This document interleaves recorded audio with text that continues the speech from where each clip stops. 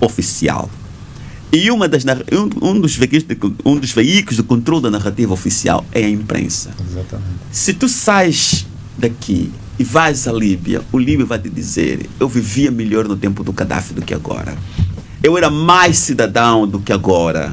Eu sentia mais orgulho da Líbia do que agora. Cuidado, não vais por aí, porque nós temos coisas do colonialismo, que há quem diga que vivia melhor no colonialismo do que agora, não é? Há quem diga, se tu estás a levar por aí, quer dizer, essa narrativa também é bastante perigosa, não é? É bastante perigosa. E, portanto, se há alguém que diz que era melhor no colonialismo do que é agora, eu não posso concordar com esse alguém. Não posso concordar. Apesar de tudo, apesar dos pesares, não posso concordar com alguém que diga que no colonialismo era melhor do que agora. Não há concordância, mas há respeito pelas opiniões. Vamos então... Claro, nós não somos obrigados a concordar com os outros, né? Mas temos que olhar para os factos. Sim, temos que olhar para os factos. Destruiu-se a Líbia. Hoje é um Estado falhado. Dividido em dois. E o Iraque também? Sim, dividido em dois. O Iraque, Saddam Hussein, estava a pensar na possibilidade de parar de vender petróleo em dólar. Inventaram o terrorismo que é para derrubar e matar o homem também. Para derrubar e matar o homem também. Então, há determinadas questões que nós temos que ver para além do óbvio e ver, como se diz, as questões profundas que estão na base de determinadas decisões. Nomeadamente? E não é por acaso que hoje tu vês as lideranças africanas muito mais cautelosas, muito mais com medo. Bem comportadas. Bem comportadas. Mas o que é que houve de extraordinário na 7ª Cimeira? Os próprios líderes africanos reconheceram a coragem da liderança do presidente João Lourenço. Reconheceram isto. Isto é extraordinário? Extraordinário. Porque o presidente João Lourenço fez intervenções ao longo desse período todo que não se ouviam em muitos líderes africanos. E tanto é que Angola, depois naquele meeting restrito que houve, recebeu o voto de confiança das lideranças.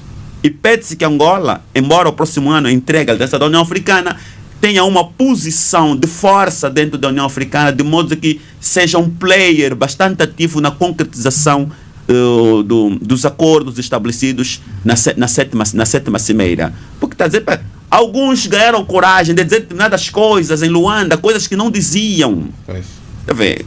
E foi significativo isto. Mas quando perguntava sobre a agenda, nós temos agenda formalmente, mas temos dificuldade de impor aos Estados o cumprimento obrigatório das agendas, porque os Estados não abriram mão de parte das suas soberanias para a União. Quando diz nós, está a falar de quem?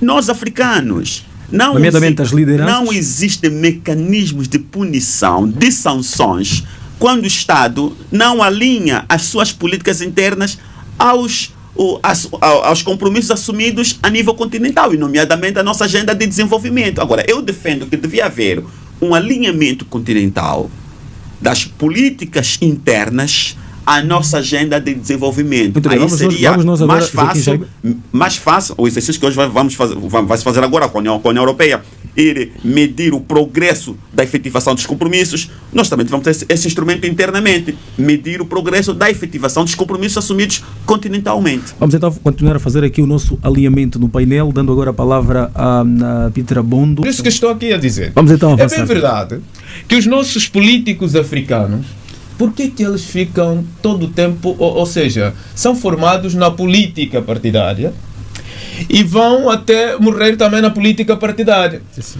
Ao passo que os políticos ocidentais, asiáticos, eles aprendem a política nas escolas, nas universidades, aprendem o exercício da política e aplicam na vida comum. Agora, o que é que acontece? Quando o político ocidental termina o seu tempo de governação, volta às academias a dar aulas e faz alguma coisa, cuida das empresas e outras coisas. Só que em África, o político só tem uma profissão, é ser político. Não é. Deixa eu dizer porquê. O político africano consiste sempre naquele... Por que morre no poder? Morre no poder porque sabe o que é que vou fazer depois da política. Mas através disso... Mas esse político é o Presidente da República, é o Ministro... Não, o Presidente da República não morre no poder. Quem é que disse isso? É apenas... Nós estamos aqui a olhar, porque quando nós falamos da perpetuação do poder, que é a África, por exemplo, vamos lá ver...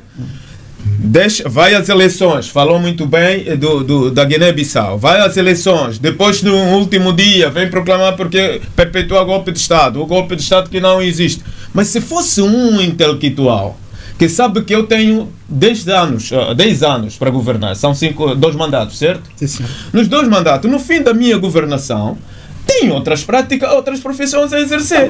Mas aos políticos profissionais. O que é que o Biden faz da sua vida desde os 33 anos?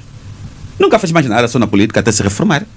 Não, em toda a parte do mundo, tu tens os políticos profissionais, só se dedicam à política. É aí onde nós estamos a muito bem. Agora, vamos então, Orlando Quintas. Não é propriamente não ter nada para fazer. Eu acho que a questão não se coloca nesses termos. E onde se coloca essa questão? Não. Na minha opinião é que existe quando a maior parte dos líderes africanos vão governando numa perspectiva muito neopatrimonialista, vão instalando interesses e muitas das vezes vão criando hostilidades nos Estados, que depois fazem uma análise póstuma da sua situação depois do poder e percebem que terão muitas dificuldades, provavelmente, de permanecer no território em que governaram, provavelmente terão dificuldade de permanecer livres nos territórios em que governam. Mas por quê? Exato, por causa da forma em que muitas elites africanas governam seus estados. Porque se tivesses uma responsabilidade...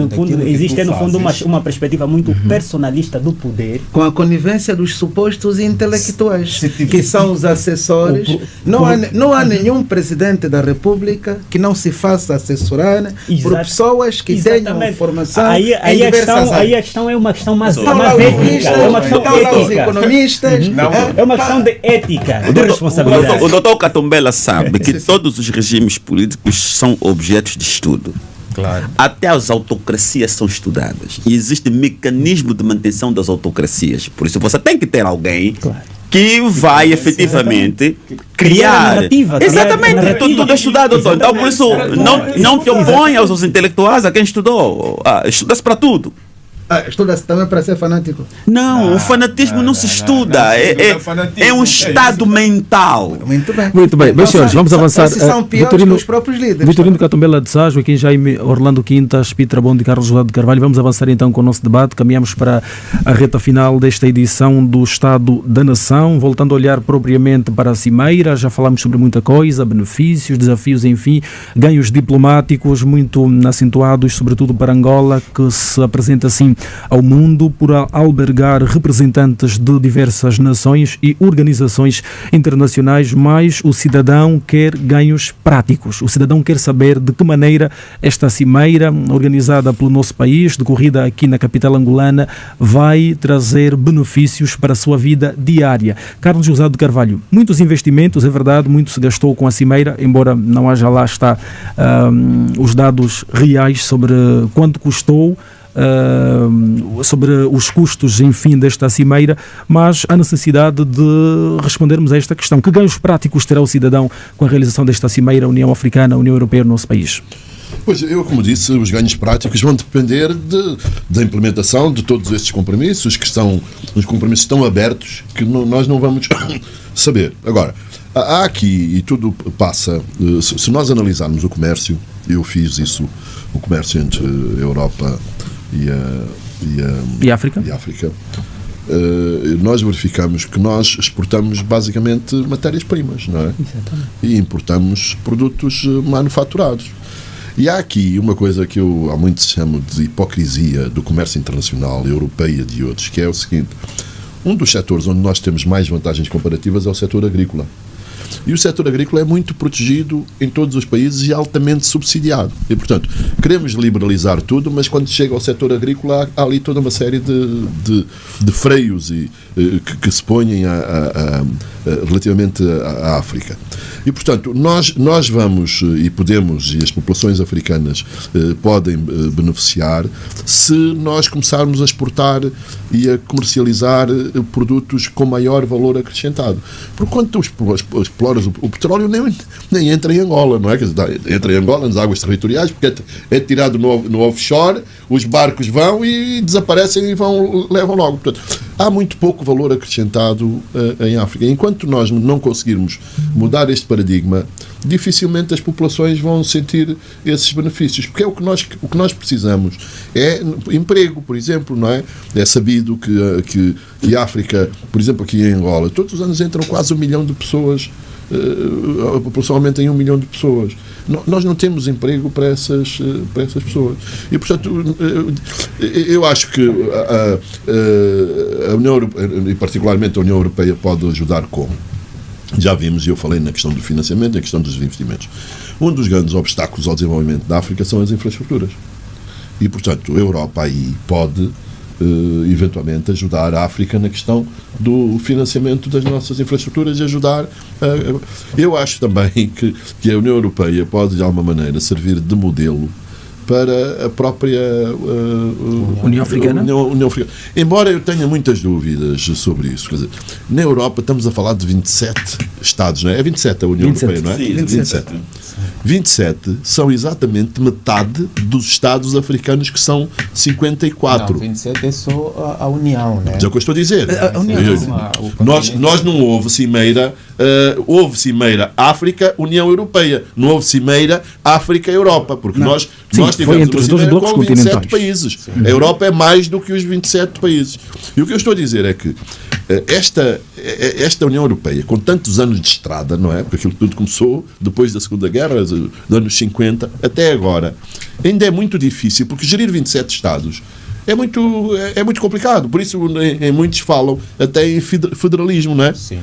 Pela necessidade, porque não há um comando. Nos Estados Unidos, o Trump manda no país todo, não é? Aqui, o que é que nós temos? Na Europa tem o Costa, o antigo Primeiro-Ministro, é Presidente do Conselho, mas qual é o verdadeiro poder que ele tem? E, portanto, a União Africana, a 54, é muito complicado. E por isso eu sou mais defensor das integrações regionais. E dentro das integrações regionais, nós temos a felicidade de estar na zona mais dinâmica do continente africano. E não é por nós, é por causa da África do Sul, não é? E, portanto, é por aí. Porque o processo de crescimento é uma coisa muito complicada. E, portanto, apesar dos pesares, o outro lado existe um bloco, nós não somos ainda este bloco. E por isso também dizia no início que acho que as relações são muito... nós, Angola, o caminho comum de que falava, é caminho comum? É caminho conjunto. Caminho conjunto. Angola, União Europeia. Justamente. Espero mais desse tipo de colaborações do que propriamente nestas cimeiras são definidos os princípios, mas depois não há uma unidade africana que permita monitorizar os compromissos e que permita fazer... Porque a União Africana, de facto, não existe enquanto tal, não é? A começar... E este eu acho que é um dos principais obstáculos, e daí eu acho que também a União Europeia também pode talvez servir como modelo, que é... Eu acho que um dos grandes obstáculos à integração em África é integração significa perda de soberania. De uma maneira ou de outra, é que nós precisamos, falavas das instituições, são instituições supranacionais que depois decidem, enfim, cria-se um modelo de decisão. Por exemplo, a Europa tem problemas de decisão por causa da regra da unanimidade, não é? Exatamente. Em que há coisas que não avançam por causa da regra da unanimidade. Sim. E, portanto, é muito complicado. Mas nós, a primeiro lugar, e eu diria, eu mesmo e termino com isto, em primeiro lugar, nós temos que, por exemplo, pagar a União Africana, não é? Sim. Temos que ser nós a pagar, porque quando são outros a pagar coisas nossas e que nós dependemos dos outros, as coisas ficam muito complicadas. E, portanto, eu questiono às vezes a intenção genuína de nós nos integrarmos, porque isto não tem correspondência depois nos outros passos que são necessários dar. Peter Abondo, por favor, quer um ponto de ordem? É isso? Vamos então 1 minuto. Sim, quando eu dizia, que tal como foi na minha introdução, que é preciso regionalizarmos as nossas políticas a nível do continente africano, porque o desenvolvimento em África, no seu lato sensu, é uma missão praticamente impossível. É impossível por quê? Pela diversidade das nossas culturas e outras coisas que existem. Portanto, aqui para nós desenvolvermos o continente africano, só cabe mesmo na regionalização das políticas. Aquilo que defendeu no início do debate. Exatamente. É preciso olharmos, por exemplo, para nós que somos da SADC, criar um tratado mesmo sobre o funcionamento da SADC, o princípio da responsabilidade, criar instrumentos jurídicos da SADC, criar instrumentos sancionatórios da SADC, quer dizer, as instituições da SADC devem funcionar na base da coletividade. Muito bem. É preciso que tenhamos essa responsabilidade. Agora, o desenvolvimento individual de cada Estado deve também transcender a vontade comum. É preciso que cada Estado tenha a sua política própria do desenvolvimento e saber aquilo que é prioritário e aquilo que os outros também vão necessitar. Agora, não pode ser a Namíbia produzir o mesmo material, Angola produzir o mesmo material, logo a livre circulação do comércio não é muito útil. É preciso, a Namíbia produz outro produto e nós também produzimos. Quer dizer, o intercâmbio vai funcionar desta maneira. Muito bem, os Estados comercializam os mesmos produtos. A Europa vende carros à China e a China compra carro e a Europa importa carros da China. E, portanto, é isso. Não. O que eu estou a dizer é que o comércio, segundo eu percebi, o que o Peter estava a dizer, é que nós temos que produzir. Estava a defender a especialização, não é? Mas quer dizer, na realidade, o comércio é sobre tudo, não é? O comércio é sobre tudo. Os Estados mesmo integrados competem. Justamente. Portanto, nós temos que ter a preocupação. E é o seguinte: às vezes também se diz. Por exemplo, eu dou um exemplo. Por acaso, a semana passada até houve uma coisa que não foi muito. Quer dizer, nós estamos aqui, 5 pessoas, 6 com. O que é que nós sabemos da nossa integração na zona de comércio livre da SADC? Que é uma das decisões mais estruturantes que nós tivemos nos últimos tempos. Que foi decidida em junho, não é? Agora o que eu pergunto, o que é que nós estamos aqui nesta mesa sabemos sobre isso? Há muito pouca informação. Claro. Porque para trazer as pessoas é preciso que as pessoas se informem, as pessoas se dizem. Porque nós temos essa possibilidade, que é a integração. Nós não entramos logo com os 2 pés. Nós temos a possibilidade de negociar quais são os produtos mais sensíveis. Por isso que era necessário institucionalizar as políticas da SADC. Mas elas estão institucionalizadas. Agora o problema é a materialização, não é? Agora, quando nós não pagamos a nossa própria SADC, por exemplo, a União Europeia tem muitos financiamentos e tem aquilo que chamam os fundos estruturais. Sim. São fundos da União Europeia que servem para todos os países. Os países mais ricos, não é, pagam aos países mais pobres. A União Europeia tem um Banco Europeu de Investimento que consegue financiamentos a baixo custo para depois distribuir pelos Estados-membros. Mas é isso. Agora, nós temos a preocupação da SADC. Agora, estamos e falou-se na Cimeira também da Zona de Comércio Livre, de 1,5 mil milhões de pessoas, mas de facto é muito complicado. Faça ao mosaico que nós somos. Vamos ver, vamos ter esperança, não é? Joaquim Jaime, prioridades para a África? Nós somos, parece, um indivíduo que caiu do 10º andar, está politraumatizado, não morreu, mas está em coma. O médico tem que ver se trata dos ossos, trata da hemorragia interna, trata de quê? Mas você tem que mantê-lo vivo. Prioridade: industrialização da África. Não haverá industrialização sem energia. O tempo de fazer o pão no forno a lenha acabou. Você tem que industrializar a África, tem que eletrificar o continente africano, tem que conectá-lo. Estradas, caminhos de ferro, via aérea. Você tem que investir na autossuficiência alimentar, investir na agricultura, avançar com um programa de transformação da agricultura familiar sem matar o camponês. Isso passa por um processo de empoderamento do próprio camponês. Introduzir uma cultura de industrialização até no campo. Se você não é capaz de arranjar condições facilitadas para o camponês comprar uma máquina para descarroçar o milho, está feliz por ele contar descarroçar a mão, quanto é que aquele camponês vai ser competitivo e quando é que ele vai produzir um milho suficiente para poder alimentar a cidade. Então, temos que avançar também nessa perspectiva. Educação de qualidade, mas sem esquecer a relevância da educação técnica profissional. Porque são esses que botam a mão na massa. O operário é alguém que não precisa passar pela universidade. Tem as competências básicas que é para poder compreender determinados fenômenos, dar-lhe formação e põe-lhe a trabalhar. Então nós temos aqui um conjunto de desafios, que todos esses desafios foram elencados naquele programa, o Global Gateway África-Europa. É onde estão lá elencados todos esses projetos que nós estamos à espera do financiamento por via da promessa que foi feita dos 150 mil milhões de euros, que a Europa ainda não conseguiu mobilizar o dinheiro todo. E ficou a discussão se fica um banco lá na Europa que vai dar crédito à exportação para as empresas europeias venderem-nos. Depois eu falei a ideia que este banco vai ter uma filial em África e alguns chefes de Estado defendiam que devia-se transferir esse dinheiro da Europa para a África e os africanos depois puderem canalizar em conformidade com os projetos apresentados, a viabilidade dos projetos e tudo isso. Ainda estamos nessa discussãozinha. Eu não ouvi o resultado final da conversa particular que as delegações africanas tiveram no fim da cimeira, porque foi que é para poderem consertar algumas posições em relação a isso. Mas há uma vantagem.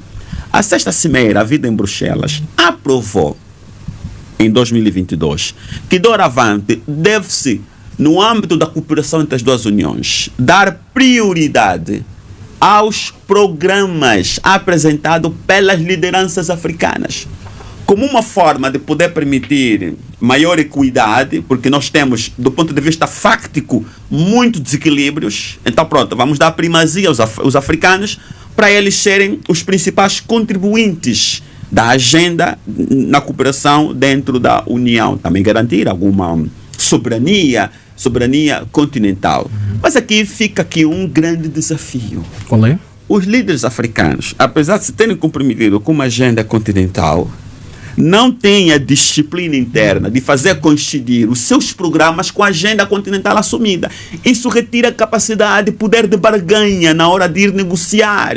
Porque nós temos uma agenda, mas não estamos disciplinados para poder cumprir rigorosamente a agenda que nós aprovamos. Dali vem a posição do Carlos, que nas relações nas relações regionais, a SADC, como não consegue, por exemplo, convencer os outros para ter uma visão, deve aqui, a nível da nossa região, ter uma posição forte e defendermos a nossa posição em conformidade com os acordos alcançados aqui. Mas temos medo que isso depois fragilize a União.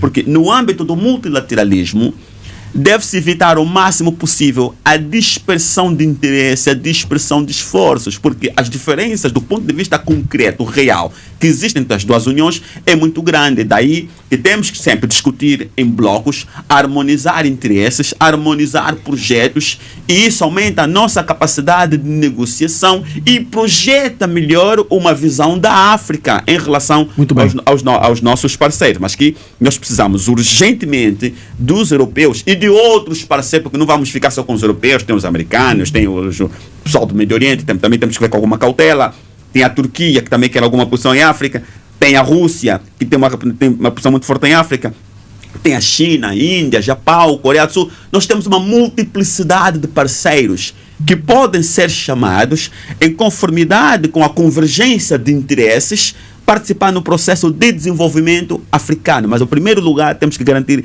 eletrificação do continente, investimento em infraestruturas, tudo começa aí. Não vai haver desenvolvimento quando mais de metade do continente africano vive à luz de vela. Muito bem, daqui a pouco vamos entrar na fase das conclusões. Orlando Quintas, muitos compromissos assinados na conhecida Declaração de Luanda. Como garantir de facto que estes acordos sejam implementados? Estes acordos que poderão nortear as relações entre a África, neste caso a União Africana, e a União Europeia nos próximos anos?